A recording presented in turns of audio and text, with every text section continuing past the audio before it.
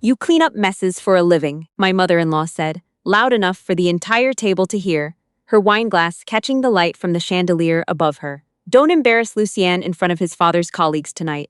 Just smile and stay quiet. She said it the way you say something you've been thinking for years and finally stop bothering to hide. Flat. Certain. The kind of cruelty that doesn't raise its voice because it doesn't need to. My husband Lucien sat 2 chairs away. He looked down at his bread plate.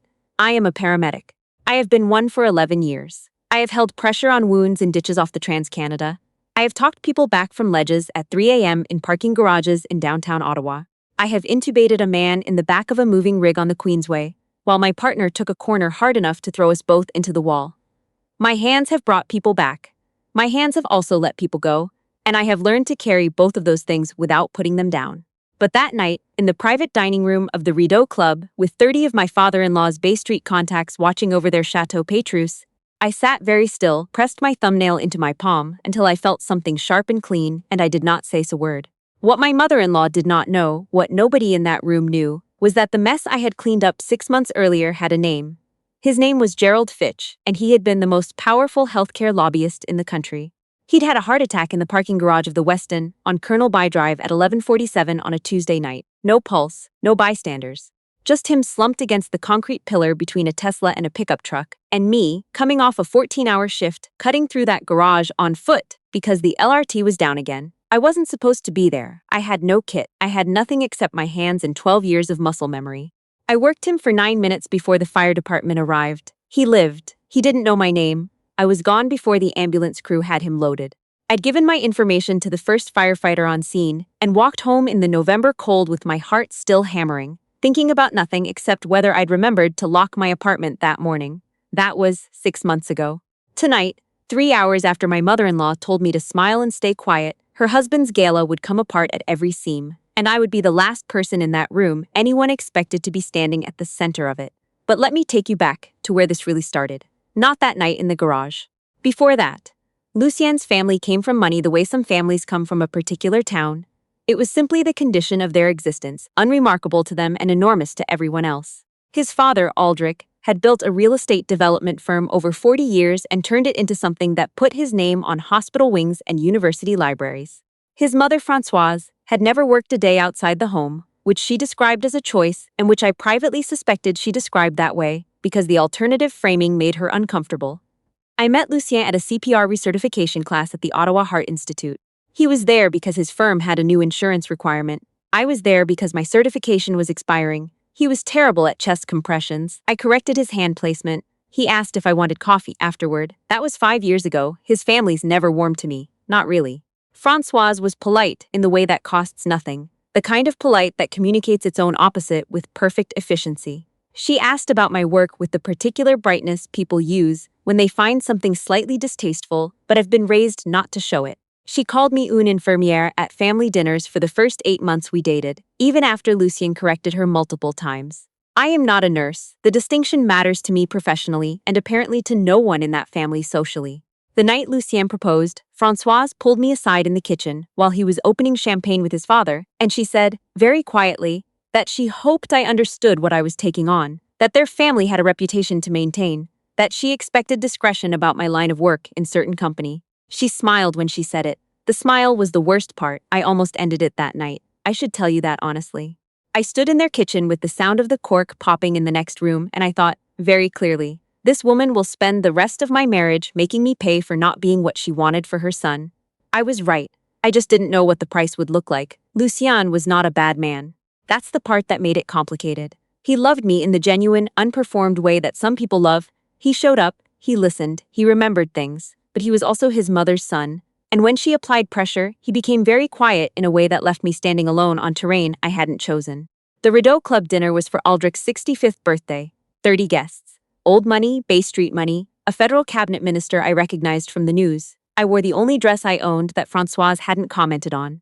I arrived with Lucien, and within 4 minutes his mother had steered him to the far end of the room to introduce him to someone, and I was standing next to the window with a glass of sparkling water, watching myself become invisible. I was good at being invisible. You learn it. In my work. You learn to walk into a room and read it fast and find where the problem is and solve it and leave without making it about you. I had done it so many times that I sometimes forgot I was allowed to take up space when there was no emergency. Dinner was served. I sat between Lucian's cousin, who spent the meal on his phone, and a woman named Cornelia who ran an art consultancy and who asked me once what I did, and when I told her, nodded with the expression of someone filing information under not useful and turned back to the man on her other side. Then Francoise made her comment about me cleaning up messes for a living. The table laughed. A few people had the decency to look at the tablecloth. Lucien looked at his bread plate. I counted my breaths. In 4, hold 4, out 4.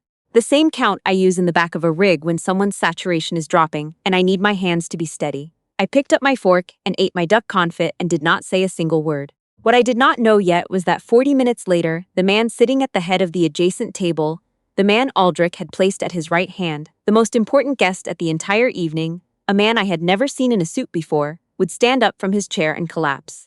And the only person in that room who could do anything about it would be the woman Francoise had just told to smile and stay quiet. I heard the chair go first. A hard scrape, then the sound of weight hitting the floor that is entirely different from anything else, heavier, more final, a sound that bypasses the ears and lands somewhere behind the sternum. I was out of my chair before I had consciously decided to move. Gerald Fitch was on the floor beside his overturned chair. His color was wrong, that particular gray-blue that I have learned to recognize the way painters recognize a specific shade. His wife was already crouching beside him, saying his name. People were standing, talking, pulling out phones. I said, clearly and without raising my voice, "Everyone step back. I'm a paramedic." The room went still. I went down on my knees beside him, 2 fingers to the carotid. Nothing. I looked up at the nearest person in a tuxedo. "Call 911. Tell them cardiac arrest, suspected STEMI, Rideau Club, Sussex Drive. Say those words exactly." He fumbled for his phone. I looked at the woman across the table. "Is there a defibrillator in this building?" She didn't know. I looked at the maitre d' who had appeared at the edge of the circle, AED. "Find it now. Every commercial building over a certain occupancy is required to have one. Go." He went. I interlaced my fingers, positioned my hands, and I started. 30 compressions. 2 breaths, 30 compressions. I have done this enough times that my body does it without instruction. What my mind does in those minutes is something harder to explain. There is a part of me that goes somewhere very quiet. Not calm exactly, more like compressed. Everything unnecessary falls away. There is only the rhythm, the count, the color in the face, the sound of the room. The AED arrived. I used it. I kept going. The Ottawa paramedic service crew arrived at 6 minutes and 40 seconds. I know because I counted. By the time they took over, Gerald Fitch had a pulse. I stood up. My knees ached. My dress was ruined. Both knees torn. A smear of something dark across the skirt. I pushed my hair back from my face and stepped aside to let the crew work, and I became aware, slowly, that the entire room was silent. 30 people. Not one of them had moved. Francoise was standing 6 feet away, her champagne glass still in her hand, her face the color of old wax. Gerald Fitch's wife grabbed both of my arms with the grip of someone who doesn't know they're holding on. She was shaking. She couldn't speak. "He's breathing," I told her. "The crew is with him. He's going to the hospital and they're going to take good care of him. You need to go with them." She looked at me the way people look at you when they've just been handed something they were certain was gone. The paramedic crew loaded him. His wife followed. The room began to breathe again, in the uncertain way rooms do after something enormous has passed through them. Aldrich, Lucien's father, came to stand beside me. He had never spoken more than a dozen sentences to me in 5 years. He looked at his wife, then at me. He said nothing for a long moment. Then, "Thank you, just that." But the way he said it, the weight of it, told me he understood exactly what had happened. Francois said nothing. Lucien crossed the room and took my hand. I let him. We went home that night in near silence. I changed out of my ruined dress. I made tea. I sat at our kitchen table and felt the particular exhaustion that comes after adrenaline drains. Not tired, exactly, but hollowed out, like something heavy has been removed and the space where it was is still tender. Lucien sat across from me. He put his hands on the table and looked at them for a while. "My mother," he started. "I know," I said. "She was wrong. She's been wrong for 5 years," I said. Tonight was the same as every other night except that it happened to matter in a way that was visible to other people. He was quiet. He had the decency not to argue with that. I wrapped my hands around my mug. The tea was chamomile because it was the only thing I had that seemed appropriate.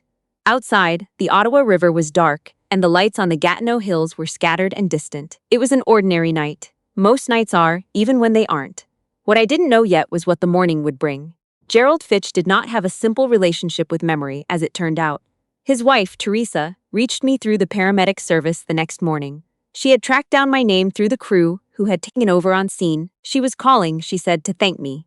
But also because her husband, once he was stable and conscious and coherent, had something he needed to tell me. I went to the Ottawa Heart Institute that afternoon in my work clothes because I had a shift at 4 and I wasn't going to dress up for a hospital visit. Teresa met me in the corridor. She was a compact, gray-haired woman with the posture of someone who had been the steady one in a partnership for decades. She shook my hand with both of hers and didn't let go right away. "He remembers you," she said. I didn't understand what she meant. Gerald Fitch was propped up in the bed with more monitors than I usually saw on a conscious patient. He was pale and he moved slowly, but his eyes were clear. He looked at me for a long moment when I came in. "November," he said. "Weston parking garage." I stopped. "You were in civvies," he said. "You had a gray jacket. You worked on me for, I don't know how long. I wasn't there for most of it. But I came back and you were there, and then you were gone." He paused. "I've been trying to find you since December." I sat down in the chair beside his bed because my legs made that decision for me. "I never got your name," he said. "I didn't give it," I said. "I gave it to the crew. They weren't authorized to share it." Privacy. He almost smiled. I spent 3 months trying to get past privacy regulations to find the woman who brought me back in a parking garage. Which is not the strangest thing that's happened to me, but it's close. Teresa handed me a cup of coffee that had appeared from somewhere. I held it without drinking it. "Last night," Gerald said, "Teresa called me from the ambulance. She told me what happened. She told me your name." He looked at me steadily. "Twice in 6 months. Same hands." I didn't know what to say to that. In 11 years, I had never had a patient recognize me. It doesn't usually work that way. You show up, you do the work, you leave. Someone else carries them to the next part. "I want to do something," he said. "Not as payment. I'm not trying to make this transactional." He said it with the precision of someone who understood that the wrong framing would end the conversation. "But I have a platform. And there is something I think people should know about what happened in that parking garage and what happened last night." I told him I needed to think about it. I drove to my shift and ran 3 calls and came home at 2 a.m. and sat on my couch in the dark for a while. What I kept coming back to was not Gerald Fitch. It was Françoise's face, not from the dinner but from years earlier, from the kitchen the night Lucienne proposed, from 100 small moments of being weighed and found not worth the bother. And underneath that, Lucienne's bread plate. I called Teresa in the morning and told her Gerald could say whatever he thought was right. I didn't know what that would look like. I found out 10 days later. Gerald Fitch convened a small press event at the Heart Institute, framed as a conversation about bystander CPR and public access defibrillation, topics he'd apparently been advocating on for years. I was invited as a working paramedic. There was a reporter from the Ottawa Citizen, someone from CBC, a few people in suits I didn't recognize. Gerald spoke about the November incident first. He described what had happened in the parking garage with the precise memory of someone who had replayed it hundreds of times.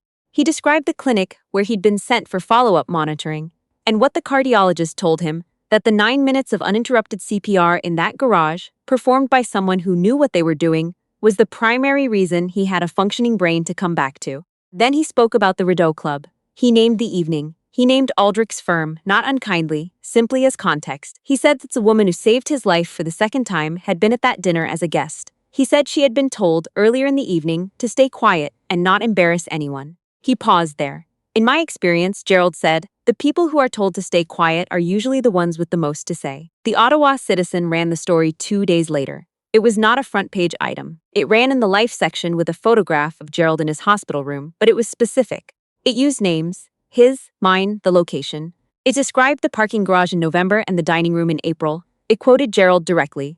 It described briefly and without editorializing what Françoise had said to me at dinner. I didn't know it had been reported that way until Lucienne sent me a link at 7 a.m. with a message that just said, "Are you okay?"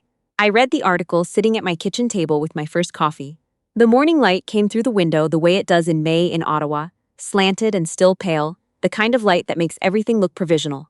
I read it twice. Then I put my phone face down on the table and sat with it. I wasn't angry. That was the strange part. I had expected anger. What I felt instead was something quieter and heavier, the particular sensation of something that has been quietly true for a long time becoming visible to other people. Like a crack in a wall that was always there but is now catching the light differently. Françoise called Lucienne that morning. Then she called me. I let it go to voicemail. The message was long.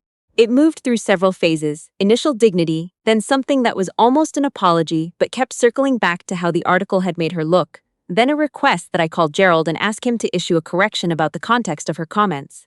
I listened to the whole thing. Then I deleted it. Aldrich called Lucienne separately. That conversation, Lucienne told me later, was different. Aldrich had apparently been very quiet on the phone and then he'd said, "I think your mother owes Evangeline a real apology." And Françoise, who was in the same room, had said nothing. "My name is Evangeline." My mother-in-law had called me Eva since the day we met, even after I told her twice that I didn't go by Eva. It's a small thing. Small things add up. 2 weeks after the article ran, Gerald Fitch used his platform, which turned out to be considerably larger than a hospital press event, to announce a fund for paramedic mental health supports in Ontario and Quebec. He named it. He said, at the announcement, that it existed because of the work of people who ran toward emergencies that everyone else ran from, and that those people deserved better than the recognition they received, which was frequently nothing at all. I was there. I stood at the back in my uniform, because I was on shift in 2 hours and I had come straight from a call. Someone took a photograph, it ran in the Globe. Françoise saw it. I know because Lucienne told me she sat with that newspaper for a long time. She came to our apartment on a Saturday morning 3 weeks after that. Lucienne opened the door. She had brought nothing, which I noticed. No flowers, no pretext. She stood in our hallway in her coat, smaller than I remembered, or maybe I was just seizing her differently. She asked if she could speak to me alone. Lucienne looked at me. I nodded. We sat at the kitchen table, the same table where I'd sat with my chamomile tea the night of the gala, the same table where I'd read the article in May Light. She kept her coat on. Her hands were folded in front of her on the table. She didn't take long to get to it. I'll give her that. I have been unkind to you, she said. Not once. Consistently. For 5 years. She said it without flourishes, no tears. I wasn't sure if that was courage or control, but either way, I respected it more than I would have respected crying. What I said at the dinner was the clearest version of what I'd been saying in smaller ways since the beginning. I said it because I believed it. I don't believe it now. She paused. I would like to apologize to you properly, and I would understand if you don't want to accept it. I looked at her for a moment. There is a thing that happens sometimes with patients in crisis. They reach a point where the pretense drops entirely, and you see the person underneath it. Frightened, bare, without the performance they've been running to keep everyone at a certain distance. I had seen that face hundreds of times in the back of the rig. I had never expected to see it at my kitchen table. I hear you, I said. Not I forgive you, not it's okay. I had learned in 11 years of this work that those phrases cost the speaker nothing and mean very little. I hear you means something different. It means, I am registering what you've said. I am not dismissing it. I am also not pretending it undoes anything. She nodded. She seemed to understand the distinction. What I told her next, I had been carrying for a long time. The problem isn't one dinner, I said. The problem is that for 5 years, in front of your son, you made it clear that what I do doesn't count. That service doesn't count, that showing up doesn't count, that the only value a person has is the category they come from. I kept my voice even. Lucien saw all of it, and he stayed quiet. That's been as hard as anything you said. She looked at the table. I know, she said. That was all, 2 words. But she said them like she meant them. I didn't tell her it was fine. I didn't tell her we'd start fresh. I told her that I would think about it, and that I needed her to understand that thinking about it was the honest answer and not a polite brush-off. She said she understood. She put on her gloves, stood up, and I walked her to the door. After she left, I stood at the window for a while. The street below was quiet. A cyclist went by. The chestnut tree at the corner had come fully into leaf, that particular dense green of an Ottawa May when the season finally commits. Lucien came out of the bedroom. He'd given us the room. He stood in the kitchen doorway and looked at me. How are you? He asked. I'm okay, I said. I owe you an apology too, he said. Not just for that dinner. For every time I looked at the bread plate. I turned away from the window. He had never said anything so honest to me in 5 years of marriage. It is a strange thing, to feel something reknit in a single sentence, not fully, not without the memory of the tear, but enough to keep going. I know, I said. We stood there in our kitchen, with the morning light coming through, and I thought about the parking garage in November, and the dining room in April, and the many years before either of them when I had been doing this work without anyone watching. I thought about the calls no one ever hears about. The man on the Queensway, the woman on Colonel By, the kid in the Vanier apartment building at 2 a.m. who called because he had nothing left. I thought about what it costs to run toward things when the entire design of survival is to run away. The people who do this work don't do it for recognition. I want to be clear about that. You don't go to paramedic school so that someone will write a story about you in the Ottawa Citizen. You do it because you are built for it. Because something in you knows that there is a person on the other side of that call who needs you to show up and be steady, and that knowledge is enough. But it matters, sometimes, it does matter, when the truth of what you do finally becomes visible, not for the applause, for something simpler than that. The confirmation that it was real, that it counted, that the person you've been, quietly, without audience, without ceremony all those years was actually there. I made a second cup of coffee. Lucien sat down at the kitchen table. The chestnut tree moved in a slow wind outside the window. I sat down across from him and wrapped my hands around the mug, and we stayed like that for a long time without talking, while the morning did what Ottawa mornings do in May. stretched out long and pale and full of the specific, unremarkable grace of another day beginning. The strongest thing I know how to do is not a compression, or a defibrillation, or a needle into a vein. It's the decision, made over and over in the small and unseen moments, to keep showing up with your whole self, even when the room is telling you that what you carry isn't worth the space you're taking up. The room is always wrong about that, always.